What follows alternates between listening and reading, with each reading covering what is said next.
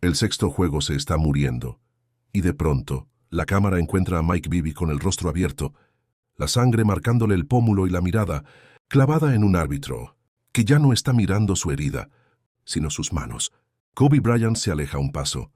La grada ruge como si la historia ya tuviera dueño, y el aire se llena de una certeza insoportable.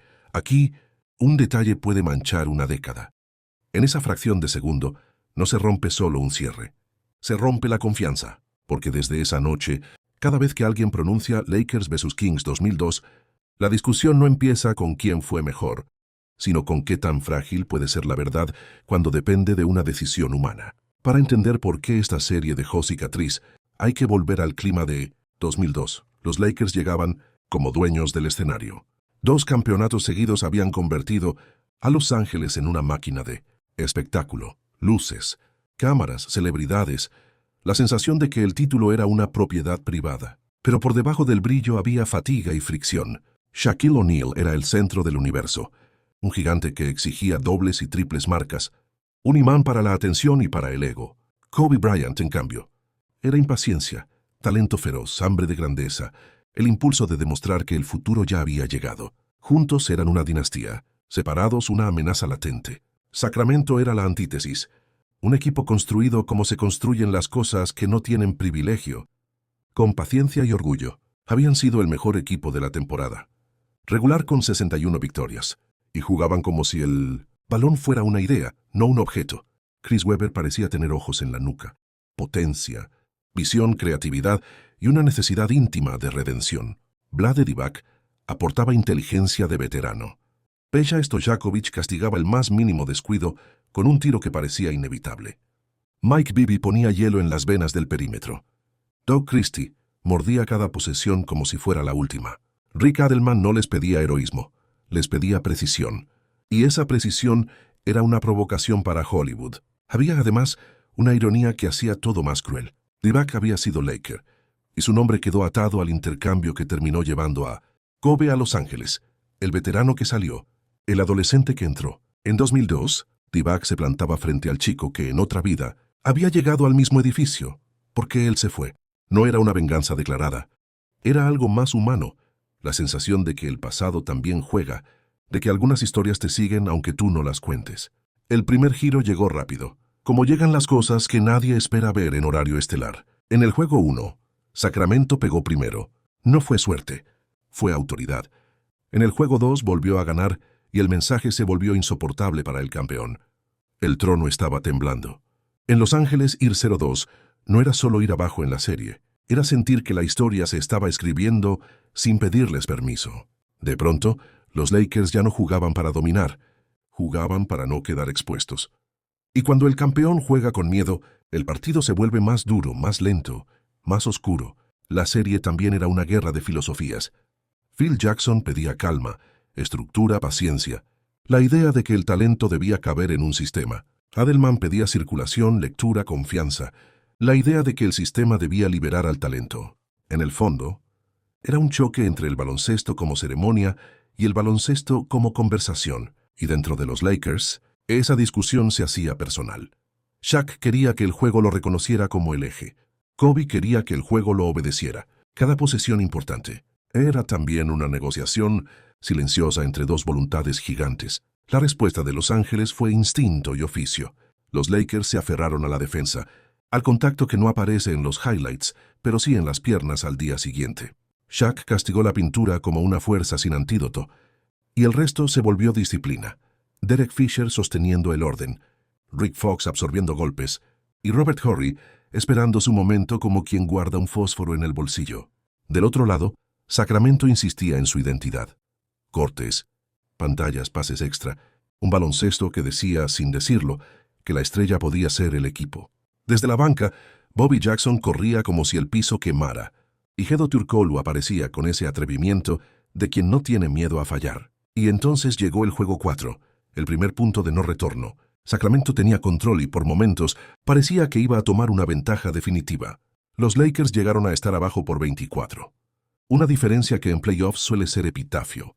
Pero el campeón no muere cuando lo empujan, muere cuando acepta que lo empujaron. Los Ángeles volvió posesión por posesión, robándole aire al partido, y el final quedó suspendido en una secuencia de caos.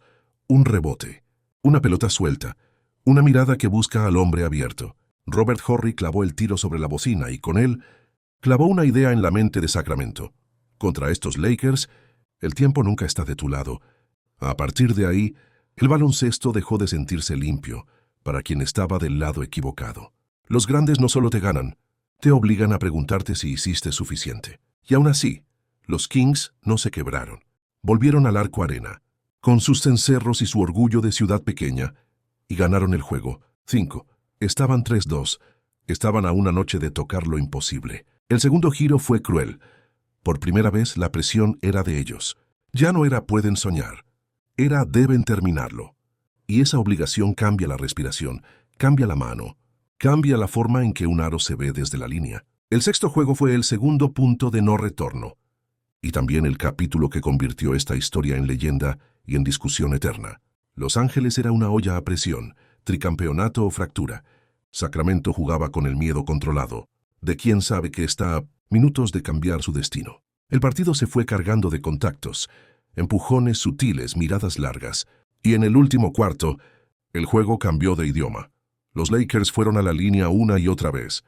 Una avalancha de tiros libres, 27 solo en ese periodo, 40 en todo el partido, reescribió el ritmo y convirtió cada posesión en una negociación con el silbato. Ahí la serie se partió por dentro. Los hombres grandes de Sacramento empezaron a vivir con el miedo de la siguiente falta, y la pintura se volvió un lugar donde ya no se podía pelear igual. Cada contacto parecía amplificado, cada protesta parecía inútil, y cada tiro libre caía como un recordatorio de quién tenía el control del ritmo. La escena de Bibi ensangrentado quedó como símbolo. Pero el dolor real fue más amplio. Era la sensación de que, para ganar, Sacramento necesitaba ser perfecto y, además, irreprochable. Los Lakers ganaron y forzaron el séptimo. Y en el camino, dejaron una sombra que ya no se iba a despegar. Con la serie empatada, el juego 7 fue una prueba de carácter que se sintió como castigo. Sacramento volvía a casa con la peor carga posible. No solo tenía que ganar, tenía que convencer. Tenía que derrotar a los Lakers y también a la sombra que viajaba con ellos. Y el baloncesto tiene una crueldad íntima. Te hace perder con tus propias manos. El ancla, Divac, se quedó sin faltas demasiado pronto y el tablero empezó a inclinarse. Los Kings tuvieron el partido, lo soltaron, lo retomaron y lo volvieron a soltar. Hubo tiros abiertos que se quedaron cortos, tiros libres que temblaron, y un silencio extraño cada vez que la pelota pegaba en el aro y salía, como si el edificio entero contuviera el aliento. La prórroga fue el tercer punto de no retorno, porque cuando la serie entra a tiempo extra, ya no estás jugando contra el rival, estás jugando contra tu historia. Los Lakers se movieron como quien ya conoce el camino a oscuras. No fue hermoso, fue práctico. Sacramento, por primera vez, pareció un equipo que piensa demasiado. El final cayó como caen las tragedias, no con un golpe espectacular, sino con una suma de pequeñas pérdidas que, juntas, son insoportables. Los Lakers ganaron 112-106 en tiempo extra, y el Arco Arena se quedó con el ruido atorado en la garganta. Después vino lo inevitable. Los Ángeles completó el tricampeonato y el mundo siguió. Pero para Sacramento, 2002 se convirtió en una habitación que nunca termina de vaciarse. Porque esa generación de Kings no volvió a estar tan cerca, y el deporte es cruel con las segundas oportunidades. A veces el legado no es un trofeo, sino una pregunta repetida. ¿Qué habría pasado si ese rebote cae distinto? Si ese tiro entra, si ese silbato no suena. Para los Lakers fue supervivencia y gloria. Para los Kings, orgullo y vergüenza mezclados, el tipo de dolor que madura y no se va. Con el tiempo, la serie se transformó en un espejo de lo que la gente necesita creer. Quien ama a los Lakers la recuerda como resiliencia, como experiencia, como el campeón que se niega a morir incluso cuando el partido lo empuja al borde. Quien ama a los Kings la recuerda como una injusticia con rostro humano, como la noche en que el mejor baloncesto no fue suficiente. Y quizá por eso nadie la olvida, porque obligó a elegir entre aceptar el marcador o desconfiar del camino, entre celebrar el resultado o preguntarse por el costo. Esa es la maldición y la grandeza de 2002. No permite un cierre limpio. Desde entonces, el 2002 se cita como una clave secreta. No importa qué tan moderno sea el juego. Cada vez que un partido importante se decide por faltas, alguien vuelve a mencionar a Sacramento. No es solo nostalgia, es el recuerdo de que una liga vive de credibilidad y que la credibilidad se sostiene en pequeños actos de justicia. Por eso esta serie no se va, porque no habla solo de baloncesto, habla de creer. Si quieres más documentales narrados con esta intensidad y más historias, el de la NBA contadas como deben contarse, suscríbete ahora. El próximo capítulo ya está esperando.